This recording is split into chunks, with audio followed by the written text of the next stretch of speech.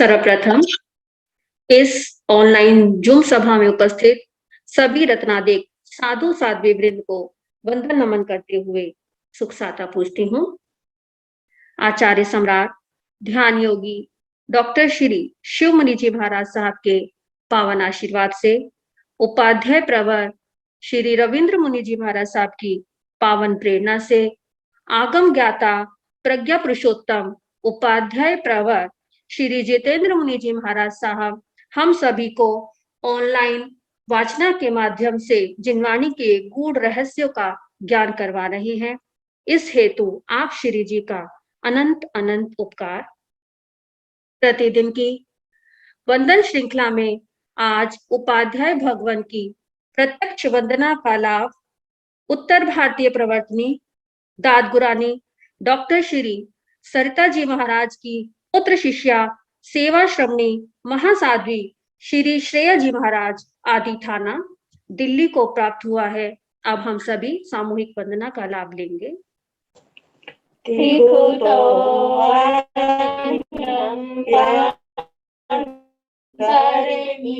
वंदामि नमः स्वामी समाने कल्याणं मंगलं देव्यं श्रेयं पचासामि विकुतो हरिं व्याहिनं करेमि वंदामि नमः स्वामी सकारेमि सम्मानेमि कल्याणं मंगलम देव्यं श्रेयं पचासामि विकुतो हरिं व्याहिनं करेमि वंदामि नमः स्वामी सकारेमि सम्मानेमि कल्याणं मंगलम देव्यं श्रेयं पचासामि मथेन वंदामि। गुरुदेव कृपा करें। आगम वाचना निर्विघ्न रूप से गतिमान रहे, इस हेतु तपस्या के क्षेत्र में सभी अपने अपनी क्षमता के अनुसार योगदान दे रहे हैं। आज की तप श्रृंखला में जो नाम प्राप्त हुए हैं वो इस प्रकार हैं। तप चक्रेश्वरी श्री विभा श्री जी महाराज साहब की शिष्या साध्वी डॉक्टर आभा श्री जी महाराज, जिनका आज तेला हो गया है। साध्वी श्री करुणा जी महाराज साहब, उपाध्याय प्रवर अनुयोग प्रवर्तक पूज्य श्री कन्हैया लाल जी महाराज साहब के कमल के शिष्य तपो केसरी श्री संजय मुनि जी महाराज साहब, डॉक्टर श्री प्रतिभा श्री जी महाराज साहब की शिष्याएं साध्वी श्री आस्था जी महाराज साहब, साध्वी श्री श्रद्धा जी महाराज साहब, साध्वी श्री ऋषिता जी महाराज साहब, साध्वी श्री अनुज्ञा श्री जी महाराज साहब, साध्वी श्री प्रणति श्री जी महाराज साहब आदि सभी तप में संलग्न है। हम सभी इन तपस्वी महानुभावों से सुख साता पूछते हैं। अब पूज्य गुरुदेव श्री जी से करबद्ध निवेदन है कि वो अपनी अमृतमय वाणी से हमें जिनवाणी का रसपान कराकर हमारी अंतरात्मा को पवित्र करने की कृपा करें। नमो अरिहंताण, नमो सिद्धाण, नमो आयर्याण, नमो ओवझायाण, नमो लोये सव साहुण, ऐसो पंच नमोकारो सव पाव पणासनो, मंगलानंत संवेसिं परमं भवै मंगलम्। जिन शासन जिन वाणी सदा जयवंत हो, श्रवण संग सदा पवित्र मंगल हो। मुक्ति को प्राप्त श्रमण भगवान महावीर स्वामी, उनकी परम पावन कल्याणी भागवती वाणी वाचक प्रमुख श्री इंद्र भोति गौतम आदि गणधर भगवान युग प्रधानाचार्य परम पूज्य श्री सुधर्म स्वामी जी महाराज, उनकी परम पावन पाठ परंपरा वर्तमान आचार्य ध्यान योगी परम पूज्य श्री श्री मुनि जी महाराज एवं गुरुजन सबके पावन कर्म सोजों में मेरा अनंत अनंत बार वंदना नमस्कार। आगम परिषद में विराजमान वरिष्ठ मुनिराज, अन्य मुनिवृंद, परम आदरणीय भगवती स्वरूपा महासाध्वियां जी, श्री उत्तराधीन सूत्र की वाचना प्रारंभ है। 31वां अध्ययन चरण विधि सुनाया जा रहा, जिसकी 12 गाथाएं हो चुकी है। 13वीं गाथा का प्रारंभ। गाहा सोल सही ताहा असंग मम्मीय जे भिक्षु जय निचल ते ने अच्छाई मंडले। गाहा सोल सही गाथा षोडशक। श्री सूत्र कीर्तांग सूत्र के प्रथम स्कंद के 16 अध्ययन हैं, जिसमें 16वें अध्ययन का नाम गाथा है। तो प्रथम स्कंद का ये नाम पड़ गया गाथा षोडशक, मतलब गाथा है 16वां अध्ययन जिसका, इसलिए गाथा षोडशक। तो 16 अध्ययन है, जिनमें अलग अलग विषयों को लेकर के उनका प्रतिपादन किया है। तो 16 अध्ययनों के नाम कहे जाते हैं। प्रथम अध्ययन का नाम समय है। समय का जहाँ अर्थ सिद्धांत है, स्वसमय पर समय। स्वसमय का मतलब जैन सिद्धांत, उसका वर्णन। तो इसमें पहली गाथा में आत्मा को बोध प्राप्त करने का उपदेश। बुद्धि ज तीयु तीजा बंधन परिजानिया इमाह बंधन वीरो तिम्बा जानन युट्टई। हे आत्मा, बोध को प्राप्त करो। सामान्य भाषा में हम कह सकते हैं, मोह निद्रा में सोए हो तो जागो, तीयु तीजा तोड़ो। इसको बंधन को कैसे तोड़ना है? परिजानिया, बंधन के स्वरूप को पहले अच्छी तरह जान लो। बंधन का स्वरूप क्या है? जिस बंधन को तोड़ने का उपदेश दिया वह द्रव्य बंधन नहीं, वह भाव बंधन है और वह कर्म बंधन है। इमाह बंधनं वीरो, भगवान ने बंधन किसको कहा है? किंबा जानन त्युट्टई, उसको जान करके कैसे तोड़ा जाता है। तो बंधन का वर्णन इस अध्ययन में जैन दर्शन सम्मत, निर्ग्रंथ प्रवचन सम्मत वर्णन किया है। एक बंधन है, एक बंधन का कारण है। तो जहां पर बंधन का वर्णन ना करके बंधन के कारणों का वर्णन किया है, तो बंधन के कारणों में भी मैं ही सबसे पहले अपरिग्रह को, मतलब के परिग्रह का वर्णन किया। परिग्रह क्या है? परिग्रह को छोड़ने का उपदेश। फिर उसके आगे जैन दर्शन की, जैन धर्म में अरिहंत परमात्मा की क्या देशना है, क्या उपदेश है, अन्य मतों का भी जहाँ पर संग्रह किया है और उनका निराकरण किया है। मूल पाठ की अपेक्षा टीकाओं में बड़े विस्तार के साथ अपने सिद्धांत के साथ साथ अन्य सिद्धांतों का भी यहाँ पर वर्णन आता है। वेदांत का आता है, न्याय दर्शन का आता है, सांख्य दर्शन का आता है, नियतिवाद का वर्णन आता है। इन सब का निराकरण टीकाकारों ने बड़े विस्तार के साथ किया है। तो पहले अध्ययन का नाम स्व समय पर समय, अपने सिद्धांत जैन दर्शन के और पर समय अन्य मतावलंबियों के सिद्धांत। दूसरे अध्ययन का नाम वैतालीय है।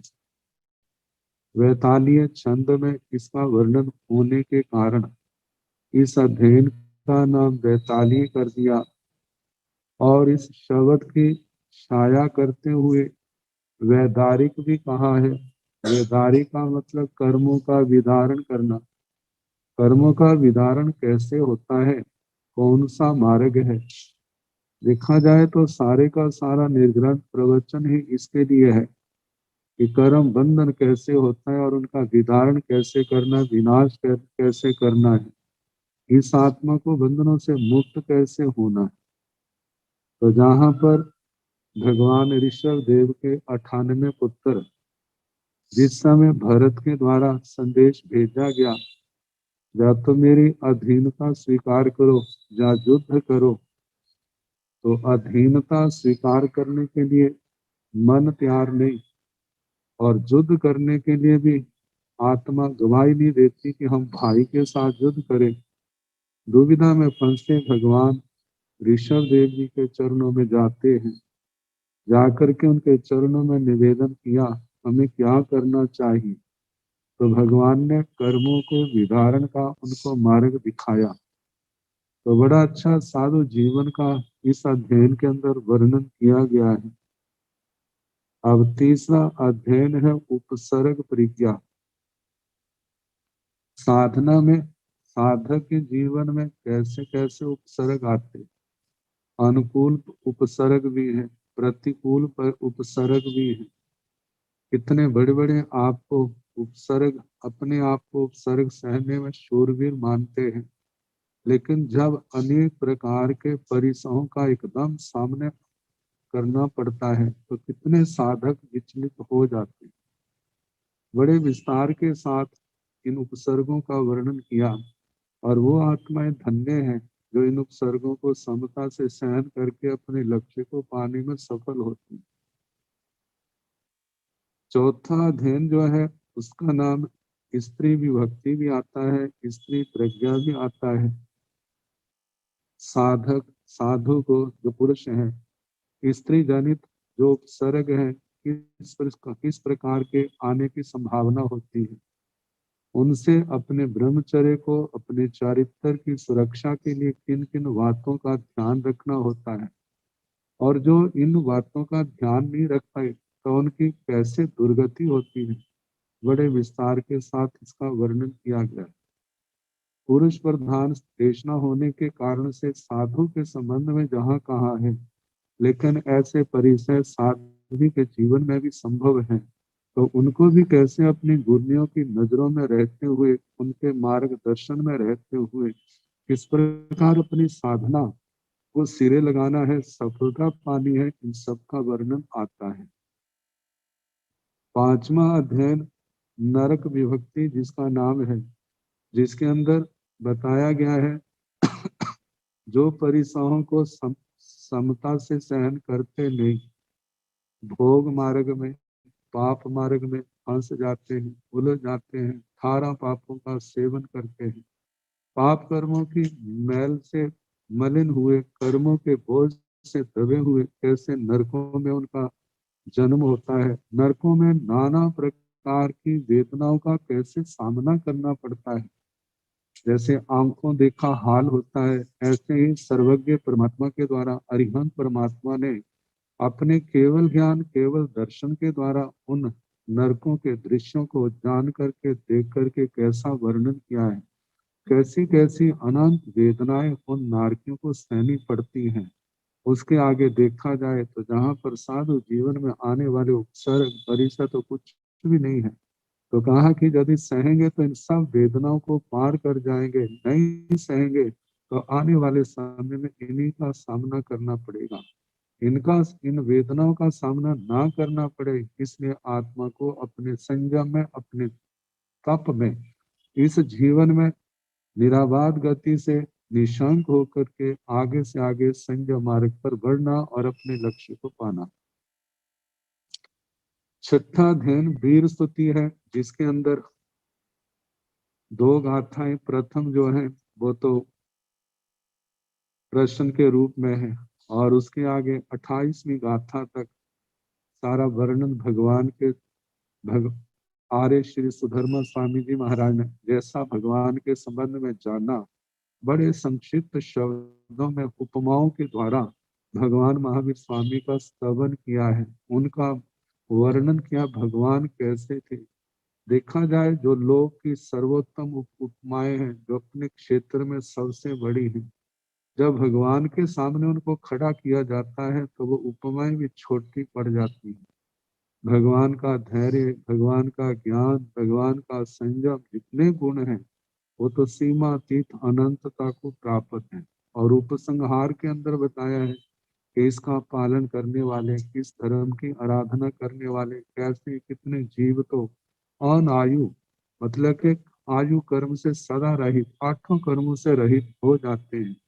और उसके आगे यदि सिद्ध अवस्था को ना प्राप्त करे तो कैसे विमानिक देवलोकों में इंद्रों के समान महान रिद्धि को पाने वाले होते हैं, और आने वाले समय में कैसे वो संसार को तर जाते हैं। आगे 7वां अध्ययन कुशील परिभाषा है, तो जहां पर कुशील केवल 1/4 अवृत के संबंध में नहीं, जहां पर तो जितना भी संयम मार्ग है, उस संयम का मार्ग का उल्लंघन करना जो है वो कुशील का सेवन करना है, बड़े विस्तार के साथ बताया गया है। देखा जाए तो जितना कुछ इस आगम के अंदर उपदेश है वो सारे का सारा आत्म शुद्धि के लिए है। अपनी श्रद्धा की शुद्धि करना, ज्ञान की शुद्धि, चारित्र की शुद्धि, तप की शुद्धि, दोषों से अपने आप को बचाना और अपने चारित्र की सम्यक ज्ञान दर्शन चारित्र की सम्यक रक्षा करते हुए संबर निर्जरा की आराधना करना है, आने वाले कर्मों को रोकना है और पूर्व के बंधे हुए कर्मों को तोड़ना है। तो इस प्रकार जहाँ पर कुशील परिभाषा का, वास्तव में कुशील क्या है इसका वर्णन किया है। आगे वीर्य अध्ययन जो है 8वां अध्ययन, जिसके अंदर बताया है वीर्य का मतलब शक्ति है, बल है, आत्म बल, जो कर्मों के क्षोभम से, क्षय से, वीर्यांतराय कर्म के क्षोभम से आत्मा को प्राप्त होता है। इसके प्रकार बताए हैं, जैसे बाल वीर्य है, पंडित वीर्य है, बाल पंडित वीर्य है, कि जो जिस आत्मा की शक्ति का प्रयोग 18 पापों में जा रहा है वे उनका वीर्य जो है बाल वीर्य है, और जिसने 18 पापों का त्याग करके संयम तप की आराधना में अपनी शक्ति का प्रयोग कर रहे हैं उनका पंडित वीर्य है, और जिनका आंशिक धर्म की ओर है लेकिन अधर्म की ओर, संयम असंयम दोनों में है, ऐसे श्रावक जीवन का पालन करने वाला जो वीर्य शक्ति है वो बाल पंडित है। तो हमें पंडित इस शक्ति के द्वारा कर आने वाले बंधने वाले कर्मों को रोकना है और पूर्व के बंधे हुए कर्मों को काटना है। तो इस प्रकार इस शक्ति का वर्णन किया है। आगे धर्म का वर्णन है, समाधि का, मार्ग का, संवसरण का, गाथा तथ्य, ग्रंथ, आदानीय और 16 गाथा। तो जहाँ पर जैसे धर्म का स्वरूप क्या है, धर्म में भी जहाँ पर संयम का ही वर्णन किया है, 6 काया के जीवों की रक्षा करने, 18 पापों का त्याग, ये सारी बातें आती हैं। आगे समाधि का वर्णन किया है, तो समाधि के जो हेतु है वो यही है, 6 काया के जीवों की रक्षा करना, उनके बध का परिहार करना, मतलब हमारे जीवन में अहिंसा, सत्य, अस्तेय, ब्रह्मचर्य, अपरिग्रह आदि व्रत, महाव्रत हमारे जीवन में आए, हम इनका सम्यक प्रकार से पालन करें। और इसके साथ साथ में बहुत तर्क वाली बातें भी जहाँ पर बताई गई है। दुनिया के मत मतांतरों का वर्णन किया है कि जैसे कोई कैसा मानता है केवल पानी में स्नान करने से आत्मा शुद्ध हो जाती है, पाप कर्म धुल जाते हैं। तो वहां पर बहुत अच्छा तर्क दिया है। कहते हैं कि यदि पानी से हमारा पाप कर्म धुल सकता है तो हमारा पुण्य कर्म है वो भी क्या हो जाएगा, धुल जाएगा। यदि पुण्य कर्म का धुलना इष्ट नहीं है तो इसका मतलब पाप कर्म भी धुलेगा नहीं। यदि शरीर के ऊपर कोई गंदी वस्तु लगी है, पानी से स्नान करते हैं वो धुल जाती है। तो इसी प्रकार जब कोई अच्छी वस्तु शरीर पर लगी है, यदि उसको पानी से धोया जाए तो वो भी धुल जाती है। इसी प्रकार यदि पानी से हम पाप कर्मों का धुलना मानने तो ये भी मानना पड़ेगा कि पानी से पुण्य भी धुल जाता है। लेकिन पानी यदि पुण्य नहीं धुलता है तो इसका मतलब पाप भी नहीं धुलता है। केवल मन को संतोष देने की बात है। पाप कर्म का धुलना जो है वो तो तभी है जब आत्मा संवर और निर्जरा के मार्ग पर चलेगा, 18 पापों का त्याग करेगा और उसके साथ 12 प्रकार के तप की आराधना करेगा। उस वो भी तप भी कैसा है, जो शल्यों से मुक्त है। यदि ऐसे तप संयम तप की आराधना की जाती है तभी आत्मा के अंदर समाधि आएगी। और यही मार्ग जो है 6 काया के जीवों की रक्षा करना, 18 पापों का परित्याग करना, जे निर्ग्रंथ मार्ग संवसरण में 4 प्रकार के समवसरणों का वर्णन किया है, जिसके अंदर क्रियावाद, अक्रियावाद, अज्ञानवाद, विनयवाद, इनका इनका वर्णन किया है। टीकाकारों ने इन सब को लेकर के 363 मत जो आते हैं उन सब का वर्णन, उनका प्रतिपादन किया है, वर्णन किया है कि कैसे कैसे जो आते हैं। और जाथा तत् के ग्रंथ आदानीय गाथा है, इसमें भी संयम और तप की ही बातें हैं कि किस प्रकार आत्मा को पाप से हटाना है और संयम मार्ग में तपस्या में बढ़ा करके अपनी आत्मा का उद्धार करना है। तो इस प्रकार 16 अध्ययन कहे हैं। गाथा षोडशक श्री सूत्र के प्रथम स्कंद के कहा है कि इसके अंदर प्रशस्त भाव, अप्रशस्त भाव, इन सबको जानना, आचार विचार का भली भांति जो प्रशस्त है उसका पालन करना, जो अनाचार है, दुर्विचार है, उनसे निवृत्त होना, ये साधु के लिए आवश्यक है। साधु साध्वी के लिए, मुमुक्षु आत्मा के ये सब ध्यान रखना। जो जिन जिन बातों का विधान किया है, जो बातें विधि प्रधान है, साधक उनका ध्यान रखें। जिन बातों का अन्य मतलब सेवन करते हैं, जो मोक्ष मार्ग के अनुकूल नहीं है, उन सब का परित्याग करना है। तो इसमें यत्न है अप्रशस्त का परिहार और प्रशस्त का आचरण। आगे तहा असंयम तथा असंयम, 17 प्रकार का असंयम, 17 प्रकार का संयम आता है, 17 प्रकार का ही असंयम आता है। तो असंयम से निवृत्त होने का उपदेश है, संयम का आचरण करने का उपदेश है। तो कहा है कि जो 17 प्रकार का जो संयम है, पृथ्वी काय संयम, पहले असंयम, पृथ्वी काय असंयम, पृथ्वी काय के जीवों की रक्षा नहीं करना, अपकाय असंयम, अपकाय के जीवों की रक्षा नहीं करना, तेजस काय असंयम, तेजस काय के जीवों की रक्षा नहीं करना, वायु काय असंयम, वायु काय के जीवों की रक्षा नहीं करना, वनस्पति काय असंयम, वनस्पति काय के जीवों की रक्षा नहीं करना। आगे द्विंद्रिय असंयम, त्रिंद्रिय असंयम, चतुरिंद्रिय संयम, पंचेंद्रिय असंयम। तो इसमें जीवों की दया नहीं पालना जो है असंयम है। फिर उसके आगे कहा है कि आजीव असंयम। आजीव असंयम का मतलब क्या है कि असंयम जनक, जहाँ असंयम में जिनसे कारण वृद्धि होती है, ऐसी वस्तुओं का ग्रहण करना, ऐसी वस्तुओं का उपयोग करना, ये अजीव काय असंयम है।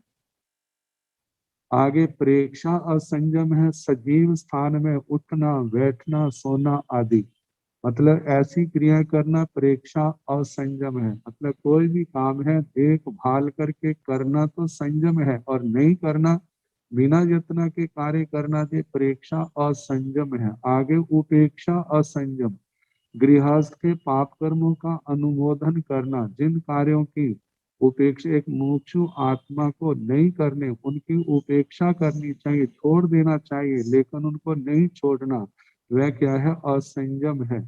आगे अपहृत्य संयम है, प्रमार्जना संयम है। अपहृत्य संयम अविधि से परखना, परिस्थापना मतलब कोई भी वस्तु परखने वाली है, बिना विधि से बिना विवेक से परखते हैं तो वहां पर असंयम का दोष लगता है। तो कहा विधि पूर्वक नहीं परखना, ये क्या है? परिस्थापना और संयम है। आगे प्रमार्जना संयम, बस्तर पातर आदि की जो प्रमार्जना आदि है वो विधि से नहीं करना, वह क्या है? प्रमार्जना असंयम है। आगे मन असंयम, वचन असंयम, काय असंयम, मन में दुर्भाव रखना, वचन दुर्वचन बोलना, सावध्यकारी भाषा बोलना, कर्कश रुखे तिखे आदि वचन बोलना।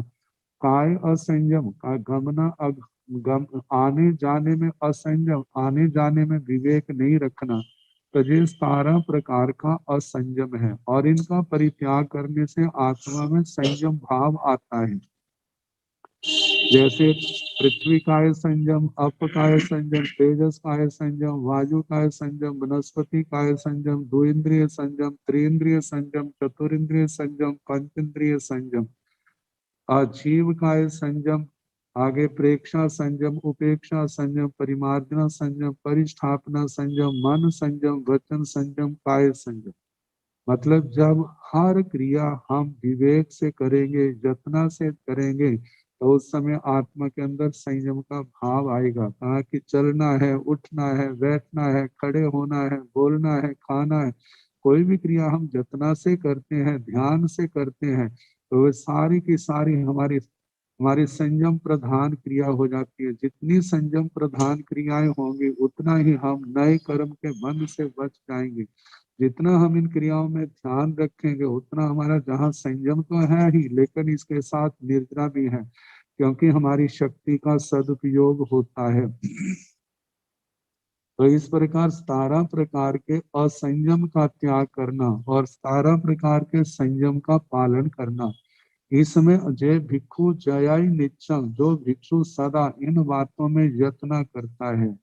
मतलब जो सूत्र कीर्तन सूत्र के प्रथम स्कंद में भाव बताए हैं, अब उसमें जहाँ पर अपने धर्म का वर्णन किया, अपने सिद्धांतों का वर्णन किया, अन्य मतों की भी तो प्ररूपणाएं की है।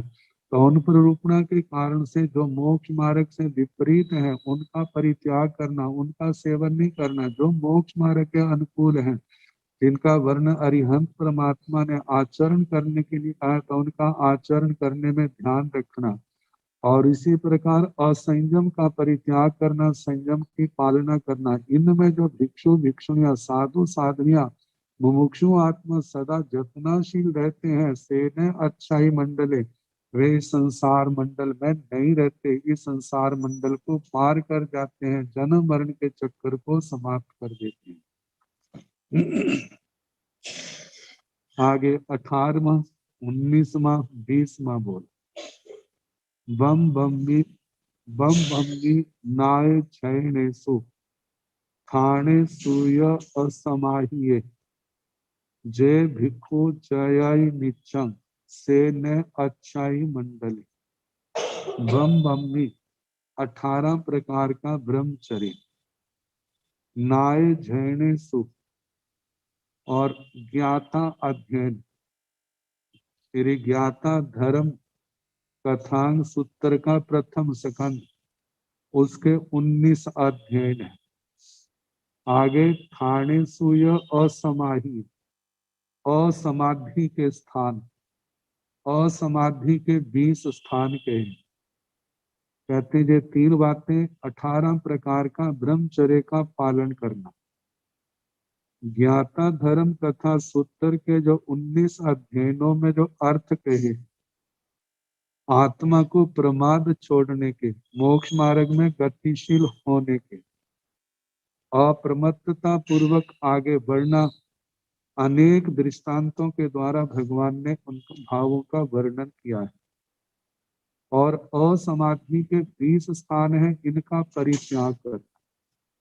तो कहा है जे भिक्षु जयाई नित्यम, जो भिक्षु जो साधु साध्वी सदा इन बातों में यत्न करते हैं, अप्रशस्त को छोड़ने में, प्रशस्त को अपनाने में, आचरण करने में। से ने अच्छाई मंडले, वे इस संसार मंडल में नहीं रुकते, इस संसार मंडल को पार कर जाते हैं। जिसकी ना आदि है ना अंत है, ऐसे अनादि अनंत संसार को पार कर जाते हैं। तो पहले वर्णन आया है 18 प्रकार का ब्रह्मचर्य। इसमें कहा जाता है 9 प्रकार का उदारिक संबंधी है, 9 प्रकार का वैक्रिय संबंधी। जो उदारिक संबंधी है इसमें त्रियंच संबंधी और मनुष्य संबंधी है। जो वैक्रिय है वो देवता देवी संबंधी है। इसमें कहा जाता है मैथुन का, कुशील का सेवन करना नहीं, करवाना नहीं, करते को अच्छा जानना नहीं, मन से, वचन से, काया से। ये तीनों के मतलब के 3 कर्ण 3 योग से 9 भांगे बन जाते हैं। और ऐसे उदारिक से संबंधी जो है वहां पर भी मैथुन का सेवन करना नहीं, कराना नहीं, करते को अच्छा जानना नहीं, मन से, वचन से, काया से। तो इस प्रकार जो 18 प्रकार का ब्रह्मचर्य हो गया। कुशील का सेवन करना अब्रह्मचर्य है, कुशील है, और उसका परित्याग करना, सभी विकल्पों का परित्याग कर देना, जो 18 प्रकार के ब्रह्मचर्य में आ जाता है। देखा जाए ये जो व्रत है साधक की साधना की रीढ़ की हड्डी है, जिसके लिए कहा जाता है जे है तो सब कुछ है, यदि जे नहीं है तो कुछ भी नहीं है। प्रश्न व्याकरण सूत्र के अंदर जहां पर ब्रह्मचर्य संवर द्वार आता है वहां पर बताया है कि इसके होने पर देखा जाए तो वो सच्चा साधु है, वह सच्चा ऋषि है, वह सच्चा श्रमण है। और इस व्रत से गिरने पर ऐसे ही जैसे कोई पहाड़ से गिर जाता है, वहां तो केवल शरीर ही टूटेगा फूटेगा, मृत्यु का सामना करना पड़ेगा। लेकिन इस व्रत से गिरने के बाद आत्मा की संसार जो नहीं संभलता है, उस आत्मा की संसार यात्रा कैसे प्रारंभ होती है, कैसे दुर्गतियों में जाना पड़ता है। आश्रम द्वारों में 5 ही आश्रमों के सेवन का जितना जो भयंकर परिणाम है, प्रश्न व्याकरण सूत्र के आश्रम द्वार में सारा वर्णन कर दिया है। और संवर द्वारों में इन व्रतों का, आश्रम द्वारों के त्याग का और अहिंसा, सत्य, स्नेह, ब्रह्मचर्य और परिग्रह के पालन करने का कितना सुंदर मधुर कल्याणकारी परिणाम है, वो सारे का सारा क्या है, संवर द्वार के अंदर वर्णन है। तो कहा जाता है कि ये 18 प्रकार के ब्रह्मचर्य का पालन करने में जो सदा यत्नशील है। आगे 19 जो है ज्ञाता धर्म कथा सूत्र के अध्ययन है, जिसमें प्रथम अध्ययन है उत्क्षिप्त। इसके अंदर बड़े विस्तार के साथ मेघ कुमार जी की जीवन गाथा वर्णन की गई। मेघ कुमार जी कैसे उनका जन्म का वर्णन होता है, दोल्य का वर्णन आता है। अभय कुमार मंत्री कैसे तेला करके अपने पूर्व जन्म के साथी देवता को बुलाता है। अकाल में मेघ वर्षा आदि करके वो माता का दोहद पूरा किया जाता है। और समय आने पर जन्म के बाद बच्चे का नामकरण करते तो मेघ कुमार रखते हैं। पालना पोषणा शिक्षा दीक्षा 72 कलाओं का ज्ञान।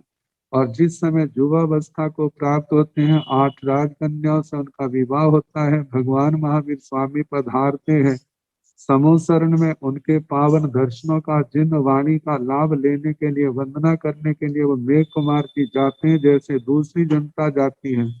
और भगवान की धर्म देशना सुन करके कैसे उनको प्रतिबोध होता है, भगवान के चरणों में प्रार्थना करते हैं, भगवान जैसा आपने कहा बिल्कुल सत्य है।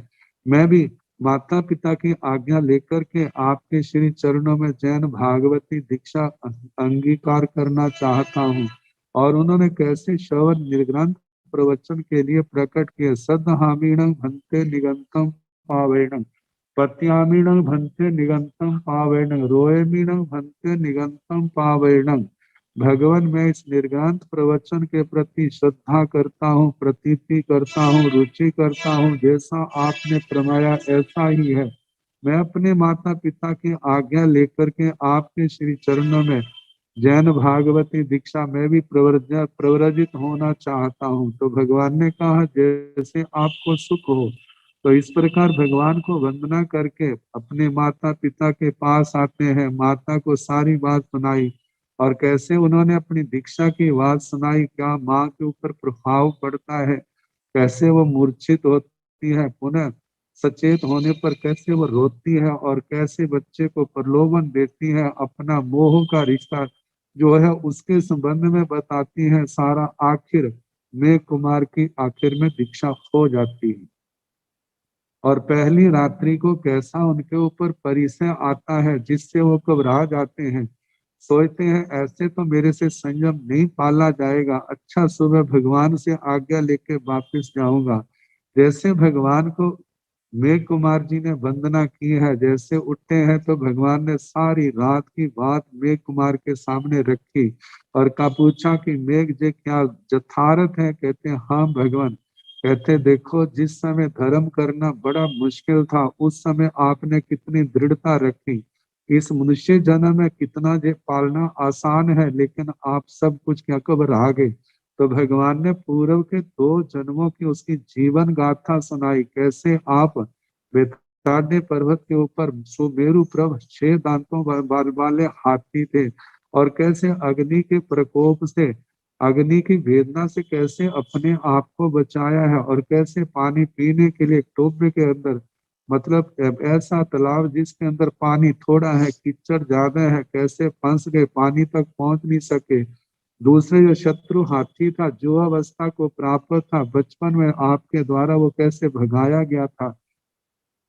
पूर्व बैर को स्मरण करके कैसे आपने आपने तीखे तीखे दांतों से आपके शरीर को छलनी बनाया, कितनी वेदना सहन की, कैसे आपके शरीर में दाह ज्वर पैदा हुआ, 7 दिन तक कैसे आप तड़पते रहे और वहां से भव पूर्ण करके गंगा नदी के किनारे विंध्याचल पर्वत आदि इन स्थानों में आपका फिर हाथी के रूप में जन्म हुआ, जहां पर आपका मेरु प्रभ नाम रखा गया, 4 दांतों वाले थे। कहा कि जहां पर भी रहते रहते एक समय गर्मियों में कैसे गर्मी आग के स्पर्श के कारण से आपको जाति स्मरण ज्ञान हुआ, तो अग्नि तो हर साल लगती है, कैसे बचा जाए, ये सारा आपको अनुभव में आया। तो गंगा के किनारे आपने 1 योजन प्रमाण एक मंडला स्थान तैयार किया कि आग लगे तो जहां आकर के हम अपनी सुरक्षा कर सकें।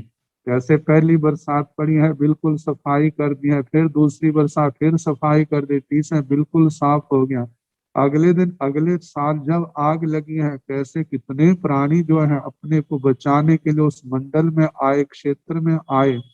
तो जब आप आए हैं तो देखा स्थान भरा है, एक दूसरे को धक्का देते हैं आपने स्थान बनाया और वहां खड़े आपके शरीर में कैसे खुजली हुई है उसको दूर करने के लिए पैर उठाया और जब रखने लगे तो एक छोटा सा खरगोश प्राण बचाने के लिए पैरों के स्थान पर आ गया।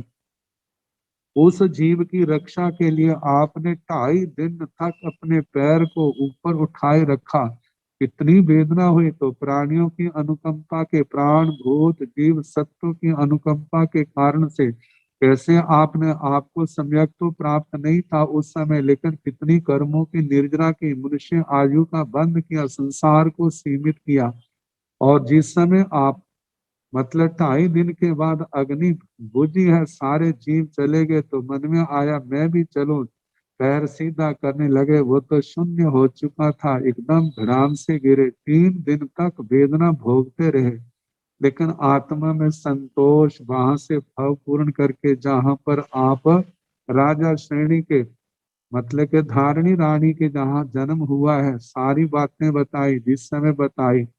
तो मेघ कुमार जी को ये सब सुन करके जाति स्मरण ज्ञान हुआ। जब जाति स्मरण ज्ञान हुआ तो बड़ा पश्चाताप हुआ, अरे मैं क्या करने जा रहा था।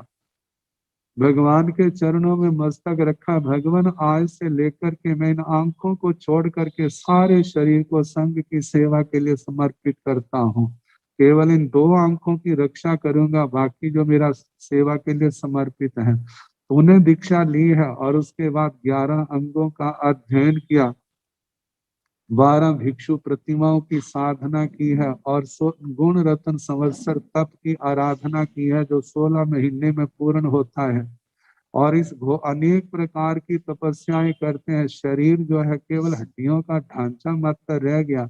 देखने को शरीर हड्डियों का ढांचा मात्र है, लेकिन आत्मा के अंदर अनंत समाधि, अनंत शांति पैदा हुई। कषायों की आग शांत हो गई, विकार शांत हो गए।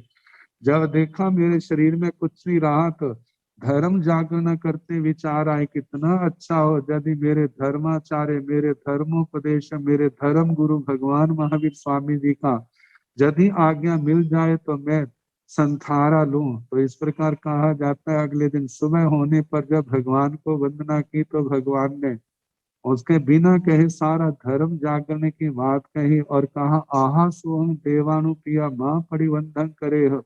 जैसे आपको सुख है वैसा करो। और वहां से व्यवहार पर्वत है, वहां पर जा करके कृतादि अणगारों के साथ उन्होंने निंदना आलोचना दी। पहले जहां भगवान के पास की सबसे कीमत पूर्ण किया, पर्वत पर जाते समय वहां पर लेना आदि करके स्थान सारा देख करके वहां पर पादपों को गमन संथारा किया। 1 महीने का संथारा आया और जीवन के अंतिम श्वास के साथ शरीर को छोड़कर काल धर्म को प्राप्त हुए।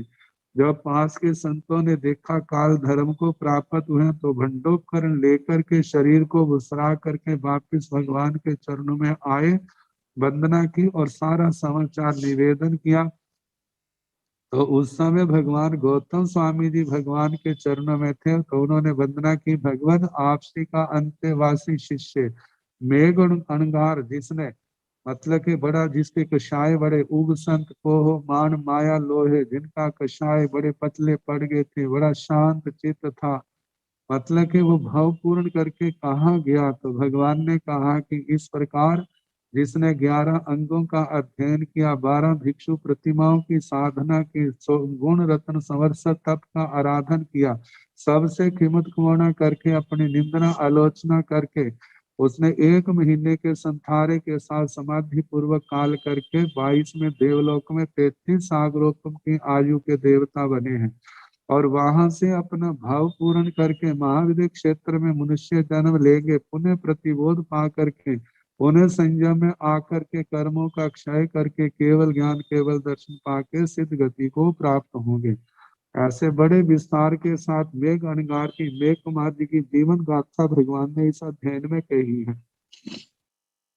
दूसरा अध्ययन जो है वह संघाट है, जिसमें विजय चोर धन्ना सार्थवा का वर्णन आता है कि किस प्रकार धन्ना सार्थवा की अनेक मनौतियों के बाद जो बच्चा मिला था जिसका नाम देवदत्त रखा था, आभूषणों के लोभ आभूषणों के अंदर गिरध होकर के कैसे उस चोर ने उस बच्चे का अपहरण करके उसको मारा, कुएं में गिर दिया, सारी विस्तार से आता है।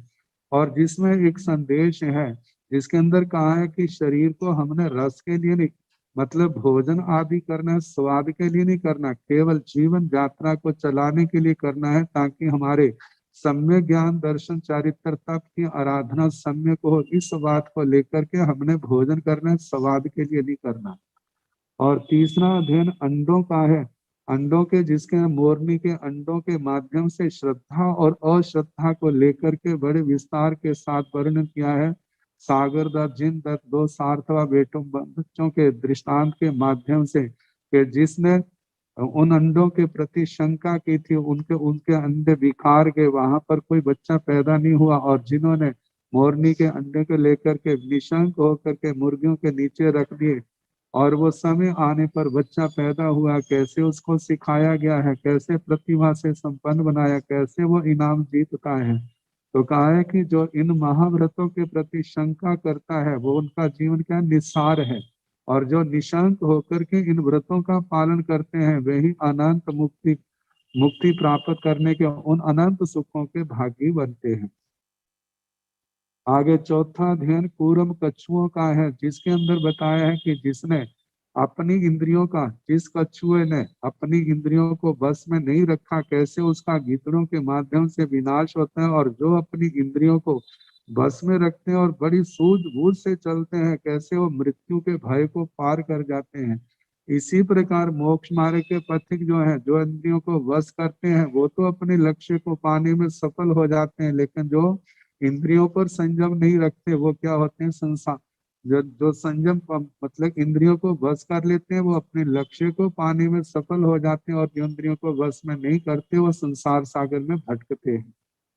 पांचवा अध्ययन शेलक राज ऋषि का है, जिसमें बड़े कितनी पुण्य आत्माओं का वर्णन आता है, जहाँ पर वासुदेव जी का वर्णन, बलदेव जी का वर्णन और उसके दशार कुल का वर्णन, भगवान अरिष्ट नेमि जी का वर्णन, भगवान अरिष्ट नेमि जी के संग का वर्णन, जैसे कि 18,000 मुनिवर है, बरदत्त आदि अणगार गणधर भगवान है, 18 गणधरों का कल्प सूत्र में जिनका वर्णन आता है।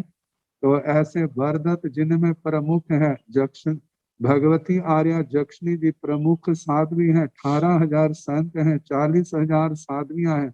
रेवतक पर्वत का वर्णन आता है, भगवान के पधारने की सूचना और वासुदेव जी के द्वारा दुंदुभी बजाना और नगर की जनता में उत्साह। और वहां पर थावचा पुत्र जी का वर्णन आता है। थावचा पुत्र कैसे मेघ को मार के समान ही भगवान अरिष्ट नेमि जी की वाणी को सुन करके प्रतिबोध पाते हैं, माता से आज्ञा लेते हैं, मांगते हैं। बड़ी मुश्किल से आज्ञा मिली, लेकिन माँ ने कहा मैं वासुदेव जी मैं आपका दीक्षा महोत्सव करना चाहती हूँ। तो अपनी बरादरी के लोगों के साथ भेंट लेकर के वासुदेव जी के चरणों में पहुंचते हैं, अपना निवेदन किया। तो वासुदेव ने कहा मैं स्वयं उसको दीक्षा दिलाऊंगा, और उनको भेजा है। बाद में उनके घर आए और कैसा उत्सव का जैसा वातावरण, लेकिन वहां पर जब थावचा पुत्र जी को बुलाया तो वासुदेव ने कहा कि तेरे सिर के ऊपर से तो गुजरने वाली हवा को मैं रोक नहीं सकता, और कोई भी दुख तकलीफ है अब उसको मैं दूर करूंगा, मेरी छत्र छाया में रह करके संसार के सुखों का सेवन करे। तो थावचा पुत्र ने कहा कही बात, कहा कि मेरे को आप दो काम कर दे, फिर आप जैसा आप कहेंगे वैसा ही करूंगा। वो दो काम कौन से हैं? कहा इस जीवन का विनाश करने वाली आप मौत को रोक दो, और जवानी का नाश करने वाली आप वृद्धावस्था को रोक दो। तो वासुदेवी ने कहा जिसको तो कोई बड़े से बड़ा देवता भी इनको रोकने में समर्थ नहीं है, मैं तो क्या कर सकता हूँ। इनको रोकने का तो केवल एक ही रास्ता है कि हम क्या करें, जो मिथ्यात्व अविरति आदि के कारण से जो कर्म बंधे हैं उनको संयम तप ज्ञान दर्शन चारित्र तप की आराधना के द्वारा इन कर्मों का विनाश किया जाए, तभी ये संभव है। तो थावचा पुत्र ने कहा कि इसलिए मैंने भी ये निर्णय किया है कि जो मैंने मिथ्यात्व अविरति प्रमाद कषाय आदि के वश होकर के जो कर्म बांधे हैं, मैं उनको ज्ञान दर्शन चारित्र तप की आराधना के द्वारा इन कर्मों के बंधनों से मुक्ति पाऊं। और उसके पश्चात वासुदेव ने घोषणा की कि थावचा पुत्र जी ऐसे दीक्षा ले रहे हैं, जो भी दीक्षा लेना चाहता है तो मैं उनकी दीक्षा में सहायक बनूंगा। कोई किसी को ये समस्या, मेरे माता पिता की सेवा कौन करेगा, मेरे बच्चे छोटे हैं उनका संसार संभाल करूंगा, मैं सब जिम्मेवारियां मैं लेता हूँ। कैसे उनके साथ 1,000 व्यक्ति तैयार हुए हैं, और 1,000 वो व्यक्ति और थावचा पुत्र जी की इनके भगवान अरिष्ट नेमि जी के चरणों में पावन जैन भागवती दीक्षा होती है। और दीक्षा के उपरांत कैसे वो 14 पूर्वों का अध्ययन करते हैं और भगवान की आज्ञा लेकर के विचरते हैं। सुगंधी का नगरी में जाना होता है, शैलक नगर में जाना होता है। शैलक राजा अपने मंत्रियों के साथ भगवान का प्रवचन सुन करके कैसे वो 12 व्रत भारी श्रावक बनते हैं। और जिस समय सुगंधी का नगरी में सुदर्शन जो मतलब के गाथापति सेठ था, पहले वो परिव्राजकों का उपासक था, जब मैं थावचा पुत्र जी के पास आया, उनकी धर्म देशना सुन करके प्रश्नोत्तर करके वो प्रतिबुद्ध हुआ, और वो उसने परिव्राजकों की श्रद्धा का परित्याग करके श्रावक वृत्ति को स्वीकार किया। जिस समय शुक परिव्राजक को पता चलता है तो उसको पुनः अपने धर्म में लाने के लिए आते हैं, लेकिन उन्होंने सम्मान नहीं दिया। तो आखिर कहा कि आपके धर्माचार्य कौन है? तो सारा बताया, कहते मैं वहां जाऊंगा, मैं उनसे 8 प्रश्न पूछूंगा, और यदि उन्होंने मेरे प्रश्नों का उत्तर दे दिया तो मैं उनको वंदना नमस्कार करूंगा, अन्यथा इन्हीं प्रश्नों के माध्यम से मैं उनको क्या करूंगा, निरुत्तर करूंगा। और भगवान श्री थावचा पुत्र जी के पास आते हैं, और आकर के उन्होंने वो 8 प्रश्न रखे हैं। स्यादवाद शैली से अनेकांतवाद से उन्होंने आपकी यात्रा क्या है, आपका जापनीय क्या है, आपका निरावाद क्या है, आपका प्रासुक विहार क्या है, ऐसे सारे प्रश्न पूछे हैं। और श्री थावचा पुत्र जी ने अनेकांतवाद स्यादवाद शैली से ऐसे उत्तर दिए हैं, आखिर वह संतुष्ट हुए, उन्होंने वंदना की और अपने 1000 शिष्यों के साथ श्री थावचा पुत्र जी के चरणों में उन्होंने जैन भागवती दीक्षा अंगीकार की। और शुक परिव्राजक थे जो अब शुक अणगार बन गए। श्री थावचा पुत्र जी के चरणों में उन्होंने 14 पूर्वों का अध्ययन किया। विचरते हैं, जब अपना समय देखा हमारा समय अब सीमित है, तो श्री थावचा पुत्र जी पुंडरीक पर्वत, जो आजकल जिसको पाली ताना कहा जाता है, गुजरात में, वहां पर जाकर के उन्होंने संखारे लिए हैं। और कितने संत थावचा पुत्र ही तो सारे कर्म क्षय करके सिद्ध गति को गए, और कितने संत और गए होंगे, कितने देवलोकों में गए। और शुक परिव्राजक विचरण कर रहे हैं, उनके चरणों में शेलक राज ऋषि ने अपने मंत्रियों के साथ दीक्षा ली है। और शेलक राजा ने 11 अंगों का अध्ययन किया, उसके साथ दीक्षितों ने भी 11 अंगों का अध्ययन किया। और समय आने पर शुक परिव्राज शुक अणगार भी पुंडरीक पर्वत पर जाकर के उन्होंने भी संलेखना ली है, संखारा लेकर के कर्म क्षय करके सिद्ध गति को प्राप्त हुए, कितने देवलोकों में गए। और शेलक राज ऋषि जी समय आने पर एक बार प्रमाद में आगे जिसके संयम से स्खलित हुए, लेकिन ढीले पड़े, लेकिन पुनः पंथक जो उनके शिष्य थे, उनकी विनय भक्ति से, उनकी सेवा से वो पुनः जागृत हुए और पुनः संयम मार्ग पर आरूढ़ होकर के उन्होंने भी पुंडरीक पर्वत पर जाकर के संखारा लिया और उन्होंने केवल ज्ञान केवल दर्शन पाके सिद्ध गति को प्राप्त किया। बड़े विस्तार के साथ जहाँ पर इनका वर्णन आता है, छठा अध्ययन कुंभे का है। आगे 7वां रोहिणी मल्ली माकंदी चंद्रमा दावतव उदक मंडूक तेतली नंदीफल अपरकंका आकीर्णक सुनसुमा दारिका पुंडरीक। तो जहाँ पर 19 अध्ययनों का वर्णन है, जिसमें विस्तार तो बहुत है, लेकिन संक्षेप से आगे जैसा होगा और असमाधि स्थानों का वर्णन कर जैसे अवसर होगा उसके अनुसार सुनाने का प्रयास किया। तो नमो अरिहंताणं नमो सिद्धाणं नमो आयर्याणं नमो वैधायाणं नमो लोये सब साहुणं एसो पंच नमोकारो साव पाव पणासनो मंगलानंत सबे सिंह कर्मं हवै मंगलम्। श्री चतारि मंगलारि हंसा मंगलम् सिद्धा मंगलम् साहो मंगलम् केवली मुनतो धम्मो मंगलम्। चतारि लोकोत्तमारि हंता लोकोत्तम सिद्धा लोकोत्तम साहो लोकोत्तम केवली पुनतो धम्मो लघुतमो चतारि शरणं प्रवज्जामि अरिहन्ते शरणं प्रवज्जामि सिद्धे शरणं प्रवज्जामि साहु शरणं प्रवज्जामि केवली पुनतं धम्मं शरणं प्रवज्जामि। 4 शरण सुख करने दुख करने मंगल करने और शरणा नहीं कोई, जो भव प्राणी आश्रय अक्षय अमर।